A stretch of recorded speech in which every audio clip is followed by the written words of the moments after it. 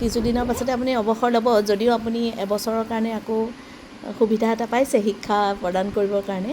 সেইকাৰণে আপুনি এই যে 50 দিনৰ আগৰ পৰা যি উদযাপন কৰি আছে প্ৰতিটো দিনেই, সেই উদযাপনৰ অন্তৰালত আপুনি আচলতে ক'ৰ পৰা প্ৰেৰণা লাভ কৰিলে বা আপোনাৰ মনলৈ এই কথাটো কেনেকৈ আহিলে, সেইখিনিকে আমাক অকণমান কওক। যি কথা জানি পেলাই আমি অতি অনুপ্ৰাণিত হৈছোঁ আৰু খুব মানে আগ্ৰহী হৈ পৰিছোঁ জানিবৰ কাৰণে। এনেও মই অলপ গছ ভাল পাওঁ আৰু এটা কথাটো ঠিক, কাৰো ঘৰতো ইমান জেগা নাই ফুল পুলি ৰুই থাকিবলৈ বা গছ ৰুই থাকিবলৈ।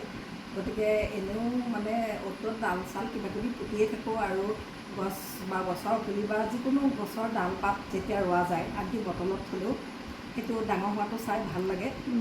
কাৰোবাৰ বেছি ইণ্টাৰেষ্ট থাকে, কাৰোবাৰ নাথাকিবও পাৰে। মোৰ সেইটো অলপ ভাল লাগে তাৰমানে বটল গাৰ্ডেনিঙো কৰোঁ। আৰু স্কুলততো আৰু অভগন জেগা আছে আৰু এই সময়টোও ভাল, মে' জুন জুলাই মানে যিহেতু গছ ৰোৱাৰ সময়। আৰু স্কুল ছুটি হোৱাৰ পিছত গছ গছনিবিলাককে চাই থাকোঁ ছাত্ৰ ছাত্ৰীসকল যোৱাৰ পিছত। তেতিয়া ভাবিলোঁ এনেই যেতিয়া আছোঁ আৰু মনলৈ আহি আছে এটা দিন কমি আহিছে, সেইটো এটা বিৰাট মানে এনেকুৱা কথাটো, বিদ্যালয়ত বা কোনোবা এটা কৰ্মক্ষেত্ৰত চাকৰি কৰিবলৈ যোৱাৰ যিটো এক্সাইটমেণ্ট, ঠিক ৰিটায়াৰ্ড হ'বলৈ যোৱাটো তেনেকুৱা ধৰণৰ। মোৰ এটা ৰিটায়াৰমেণ্টৰ দিনটো আহিছে, ইয়াৰ পিছত দেখোন মোৰ এখন বেলেগ জগত। গতিকে ভাবিলোঁ এটা সেউজীয়া উপহাৰ কেতিয়াকৈ দিওঁচোন বাৰু, সেউজীয়া উপহাৰ ভালো লাগে আচলতে সেইটো। আমাৰ খুব ভাল লাগিছে আচলতে আপুনি প্ৰতিটো দিনে এনেধৰণে উদযাপন কৰিছে। আমিও সেইকাৰণে সহযোগিতা আগবঢ়াইছোঁ নহয় জানো। আমি নথৈ আনন্দিত হৈছোঁ আৰু আপোনাৰ সেই ভাল লাগিছে। আমিও তেনেধৰণে উদযাপন কৰিব লাগে আচলতে, প্ৰত্যেক মানুহে তেনেধৰণে। জীৱনটো ইমান অনুপম নহয় জানো।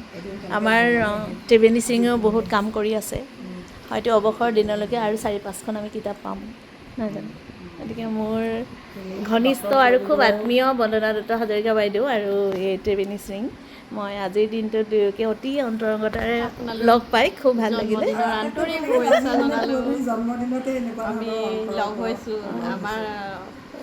মানে আমাৰ ভাল পোৱা, আমি একেলগে থাকি যিটো আন্তৰিক মানে সুখ পাওঁ, সেই সুখ আজি সেই সুখতেই সৃষ্টি হয়, সেইটো বৰ ডাঙৰ কথা মানে।